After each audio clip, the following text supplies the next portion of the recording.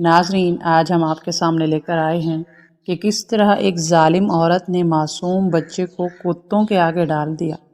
بنا شوہر کے ماں بننے والی لڑکی کی دردناک کہانی۔ واقعے کو پورا جاننے کے لیے ہماری ویڈیو کو آخر تک لازمی دیکھیے گا۔ وہ سمجھ رہی تھی کہ شاید ایک دم سے گھر میں بند ہو جانے کی وجہ سے ایسی کیفیت ہو رہی ہے۔ رات کو سونے سے پہلے اس نے سوچا کہ کل وہ ارم کے گھر جائے گی، پھر شاید اس پر چھائی سستی دور ہو جائے گی۔ اگلے دن زارا اسکول گئی، ابا اور بھائی دکان پر گئے۔ سارا نے امی کے ساتھ مل کر گھر کا کام کیا۔ وہ الماری سے کپڑے نکالنے لگی۔ اس نے سوچا نہا کر کپڑے پہن لے، پھر ارم سے ملنے جائے گی۔ وہ کپڑے لے کر تیزی سے پلٹی کہ اسے زور کا چکر آیا۔ وہ ایک دم بیڈ پر بیٹھی، دل تیزی سے دھڑکنے لگا، آنکھوں کے سامنے اندھیرا چھانے لگا۔ وہ بیڈ پر سیدھی لیٹ گئی اور لمبی سانسیں بھرنے لگی۔ اچانک سکینہ بیگم کمرے میں داخل ہوئی۔ سارا ویسے ہی لیٹی رہی۔ یہ تو نے کیا کیا؟ کیا امی؟ اسے بازو سے پکڑ کر کھینچا۔ سارا بمشکل اٹھ کر بیٹھی۔ کیا ہوا امی؟ وہ نہ سمجھی سے بولی۔ منحوس تو مجھ سے پوچھ رہی ہے کہ کیا ہوا؟ انہوں نے اسے کھینچ کر کھڑا کیا۔ سارا انہیں دیکھنے لگی۔ سکینہ بیگم نے اس کے بے ڈول سراپے کو غور سے دیکھا۔ ان کی تجربے کار نظروں نے وہ بات دیکھ لی جس سے سارا ابھی انجان تھی۔ بدبخت، بتا کس کے ساتھ مکالمہ کیا ہے تو نے؟ امی نے اسے کھینچ کے تھپڑ دے مارا اور 2 قدم پیچھے ہٹی۔ منہ پر ہاتھ رکھے وہ آنکھیں پھاڑ پھاڑ کر ماں کو دیکھ رہی تھی اور اسے ماں کی بات سمجھ نہیں آ رہی تھی۔ وہ کہہ رہی تھی امی میں نے کچھ نہیں کیا۔ وہ جھوٹ بولتے ہوئے ہکلا رہی تھی۔ بدبخت، بنا شوہر کے ماں بننے والی ہے۔ سنا تو نے؟ اب بھی کہہ بے حیا کہ تو نے منہ کالا نہیں کیا۔ انہوں نے سارا کو دھکا دیا۔ وہ بیڈ پر گری۔ سکینہ بیگم نے اسے پیٹ ڈالا پر وہ بالکل بت بنی بیٹھی تھی۔ وہ ماں بننے والی تھی، بس یہی جملہ اس کے ذہن میں گونج رہا تھا۔ اتنی مار کھانے کے بعد، اتنی مار کھانے سے اس کے ہونٹ سے خون بہنے لگا۔ سکینہ بیگم اسے مار مار کر تھک گئی تو زمین پر بیٹھ کر سر پر ہاتھ رکھ کر زور زور سے رونے لگی۔ پھر سر اٹھا کر سارا کو دیکھا۔ بول بے غیرت، کون تھا وہ؟ ماں کے پوچھنے پر وہ روبوٹ کی طرح سب بتاتی چلی گئی۔ اس کی بات ختم ہوئی تو امی نے پھر اسے مارا اور ساتھ روتی رہیں، ساتھ اسے کوستی رہیں۔ پھر اس کا منہ زور سے پکڑ کر اوپر کیا، کسی کو خبر نہ ہو اس بے غیرتی کی، سمجھی؟ ورنہ تیرے باپ اور تیرے بھائی نے تیری جان لے لینی ہے۔ میں اس مصیبت سے جان چھڑانے کا کچھ کرتی ہوں۔ وہ اس کے منہ کو سختی سے چھوڑتی، اسے گھور کر کمرے کا دروازہ بند کر کے چلی گئی۔ ان کے جاتے ہی سارا زور زور سے رونے لگی۔ اپنی آواز کا گلا گھونٹ کر رکھا تھا۔ وہ نہیں چاہتی تھی کہ پورے محلے کو پتہ چلے کہ وہ بد کردار ہے۔ وہ بہت روئی تھی پر اب پچھتانے سے کچھ حاصل ہونے والا نہیں تھا۔ سکینہ بیگم کو سارا کی طبیعت دیکھ کر پہلے دن سے ہی شک ہو گیا تھا، پر انہوں نے خود کو جھٹلا دیا۔ بلکہ ان کی بیٹی اس حد تک کیسے گر سکتی ہے؟ پچھلے کچھ دنوں سے وہ سارا کو دیکھ رہی تھی، اس کے سراپے میں واضح تبدیلی آ رہی تھی۔ ان کی تجربے کار نظروں سے یہ بات پوشیدہ نہ رہ سکی۔ اب سکینہ بیگم کو اپنی بیٹی کو بچانا تھا، اس بچے سے اس کی جان چھڑانی تھی۔ اس دن سکینہ بیگم نے شوہر سے بات کی کہ سکینہ بیگم کی بہن جو دوسرے شہر میں رہتی تھی وہ سخت بیمار ہیں، اس لیے وہ اور سارا کچھ دنوں کے لیے ان کے پاس جانا چاہتی ہیں تاکہ اس کا خیال رکھ سکیں۔ شوہر سے اجازت لے کر وہ اگلے دن ہی سارا کو لے کر دوسرے شہر اپنی بہن کے گھر چلی گئی۔ وہ جلد سے جلد سارا کا آپریشن کروانا چاہتی تھیں اور ایسا اپنے شہر میں رہ کر کرنا مشکل تھا۔ انہیں ڈر تھا کہ کسی کو خبر نہ ہو جائے۔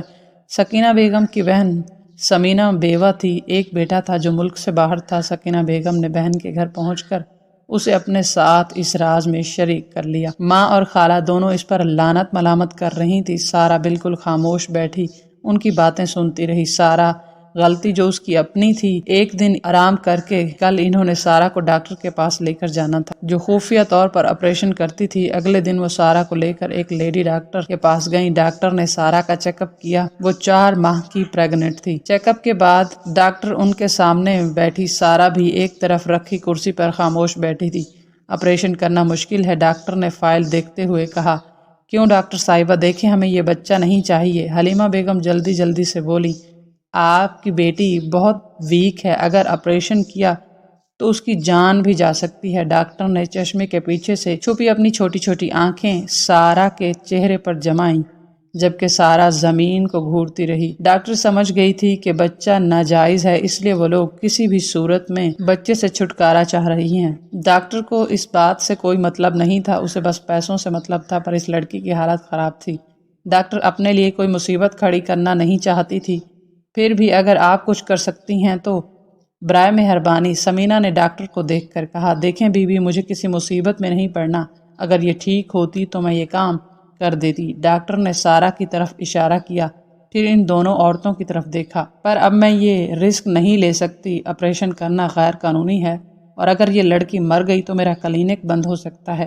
ڈاکٹر نے چشمہ ٹھیک کر کے ان سے کہا۔ وہ لوگ مایوس ہو کر وہاں سے اٹھ گئیں۔ گھر پہنچتے ہی سکینہ بیگم نے اپنا غصہ سارہ پر نکالا۔ بے غیرت، تو مر جائے یہی اچھا ہے۔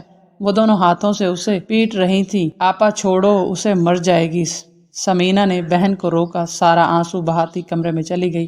دونوں بہنیں سر پکڑ کر بیٹھ گئیں کہ اب آگے کیا کرنا ہے۔ پھر انہوں نے یہ حل نکالا کہ سارہ یہیں سمینہ کے پاس رہے گی جب تک بچہ پیدا نہیں ہو جاتا۔ اگلے دن سکینہ بیگم واپس گھر چلی گئیں۔ وہاں انہوں نے یہ بہانہ بنایا کہ سمینہ کی ٹانگ ٹوٹ گئی ہے، اس لیے وہ کچھ مہینوں کے لیے سارہ کو ان کے پاس چھوڑ کر آئی ہیں تاکہ وہ گھر کا کام کاج کر سکے اور خالہ کا خیال رکھے۔ ابا کو برا لگا تھا، پر سکینہ بیگم نے کسی طرح انہیں اپنی باتوں سے مطمئن کر لیا تھا۔ 4 ماہ سے وہ خالہ کے گھر تھی۔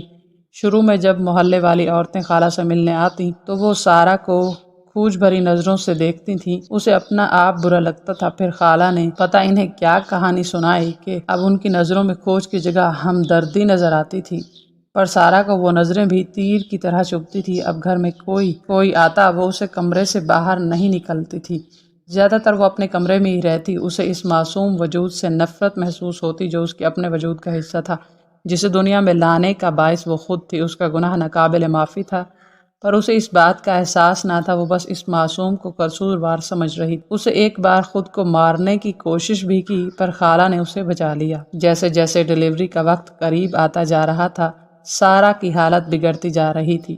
وہ جب سے خالہ کے گھر آئی تھی صرف 2-3 بار ہی ابا اور بھائی سے بات کی تھی۔ اسے ہر وقت ڈر لگا رہتا تھا کہ اس کی چوری پکڑی نہ جائے۔ وہ ابا سے بات نہیں کر پاتی تھی۔ وہ ان سے کس منہ سے بات کرتی؟ وہ زانی تھی، اپنے ماں باپ کے اعتبار کو مٹی میں ملایا تھا۔ کبھی وہ سوچتی اگر سب کو پتہ چل گیا تو وہ کیسے نظریں ملا پائے گی سب سے؟ کوئی اس پر تھوکنا بھی پسند نہیں کرے گا۔ ابا اور بھائی نے تو اسے مار دینا ہی تھا، اور پھر جب وہ عباس کا سوچتی تو اس کا وجود زہریلا ہو جاتا۔ ان 4 ماہ میں اپنے سب کے بارے میں سوچا تھا، سوائے اس معصوم کے جو وجود میں پل رہا تھا۔ سارہ کی پھوپھی نے پھر رشتے کی بات کی تھی، کیونکہ عمیر نے سعودیہ جانا تھا، اس لیے وہ چاہتی تھی کہ جانا سے پہلے اس کی شادی کروا دیں۔ اب کی بار ابا نے حامی بھر لی۔ سارہ پڑھائی تو ویسے بھی چھوڑ چکی تھی، تو ابا کو یہی صحیح لگا کہ سارہ کی شادی کر دینی چاہیے۔ شوہر کی بات پر سکینہ بیگم کچھ نہ کہہ سکیں، پر اندر ہی اندر ڈر رہی تھی کہ اگر انہوں نے سارہ کو واپس بلا لیا تو کیا ہوگا۔ یہی سوچ ان کی جان جلا رہی تھی۔ وہ اللہ سے اپنی عزت رکھنے کی دعائیں مانگ رہی تھی، اور اللہ نے ان کی عزت رکھ لی تھی۔ اللہ پاک مانگنے والے کو کبھی خالی ہاتھ نہیں لوٹاتا۔ ان کی دعا بھی سن لی گئی تھی۔ عمیر کا ویزا جلد آ گیا۔ اسے کچھ ہی دنوں میں سعودیہ جانا تھا، اس لیے شادی اس کے واپس آنے تک ٹال دی گئی۔ سکینہ بیگم نے اللہ کا شکر ادا کیا۔ سارہ کی طبیعت دن بدن بگڑتی جا رہی تھی۔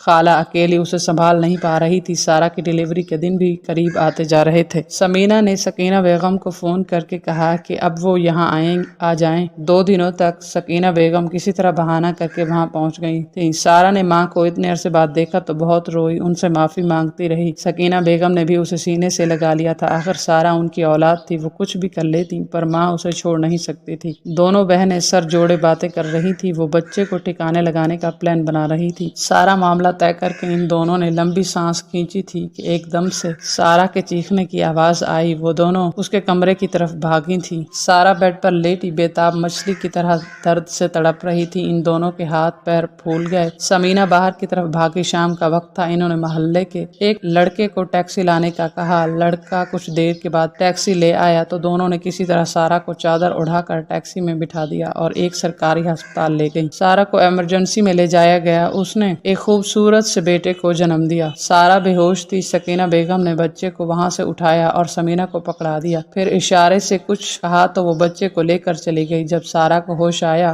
تو وہ خاموشی سے چھت کو گھورتی رہی۔ سکینہ بیگم اس کے قریب آئیں اور آہستہ سی آواز میں بولیں، بچہ پیدا ہوتے ہی مر گیا۔ ان کی بات پر سارہ نے انہیں دیکھ، بہت اچھا ہوا کہ وہ مر گیا، وہ زہر خند لہجے میں بولی، پھر چھت کو گھورنے لگی۔ وہ سوچنے لگی اگر اس کے باپ کو پتہ نہیں اس کے بچے کا تو وہ کیوں کر فکر کرتی، اچھا ہوا मर गया, वरना वो खुद उसे मार डालती। जहर उसकी रग रग में उतर रहा था। गंध की पोटली वो तल्खी से बड़बड़ाई, फिर सोचने लगी, क्या वो भूल रही थी कि जिसको वो गंध की पोटली कह रही है वो उसके वजूद का हिस्सा था। वो खुद ही तो गंध में डूबी थी, जिसका नतीजा वो बच्चा था। वो तो बेकसूर था, उसने तो कोई गुनाह ना किया था, फिर वो क्यों गंदा होता?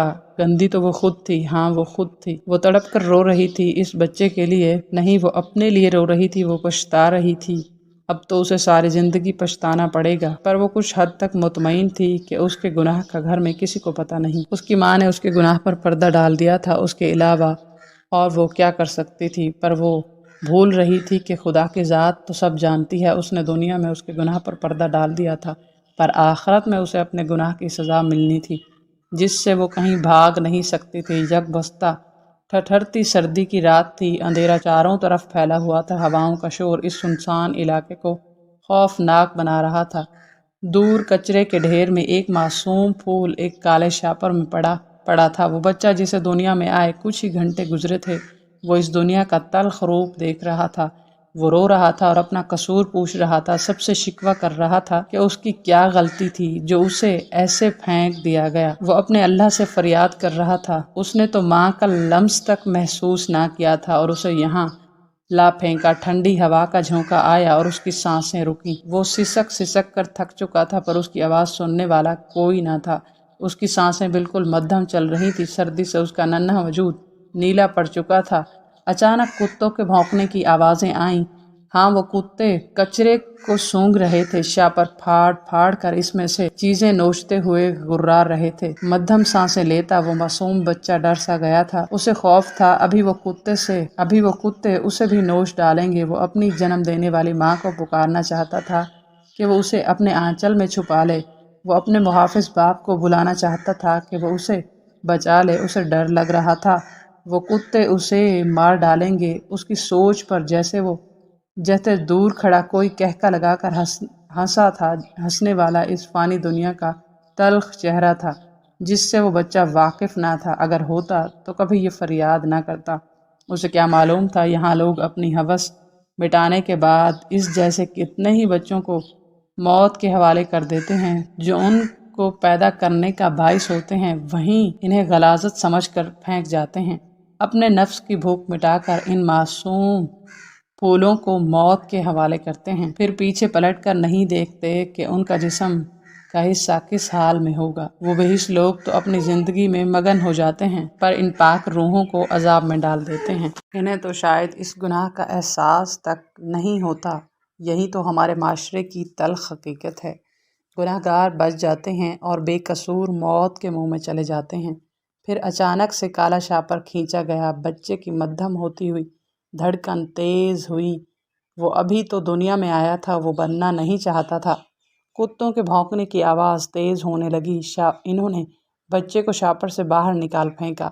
दांतों से उसे नोचने लगे। वो बच्चा तड़प रहा था। उसकी सिसकियाँ उभरने लगीं। उसका वजूद ठंड की वजह से अकड़ चुका था। वो नन्हा वजूद खून से लथपथ हो चुका था। कुत्ते उसे अपनी तरफ घसीट रहे थे। बच्चे की सांसें थमने लगीं। जिंदगी की डोर टूट चुकी थी। सिसकियाँ थम चुकी थीं। वजूद बर्फ की तरह ठंडा पड़ा था। वो फूल खिलने से पहले ही मुरझा गया था। रात के सन्नाटे में जैसे मौत की खुशबू फैल चुकी थी। हवाओं का शोर और तेज हुआ था, जैसे हवाओं से वो मंजर बर्दाश्त ना हो रहा था। पर फिर कुछ देर बाद वो शोर भी थम गया। अभी कब तक मातम करती, आखिर थक कर खामोश हो गई, बिल्कुल वैसे ही जैसे वो बच्चा खामोश हो गया था। अल्लाह हम सबको नेक करे। नाजरीन, वीडियो को लाइक करें और चैनल को सब्सक्राइब लाजमी करें।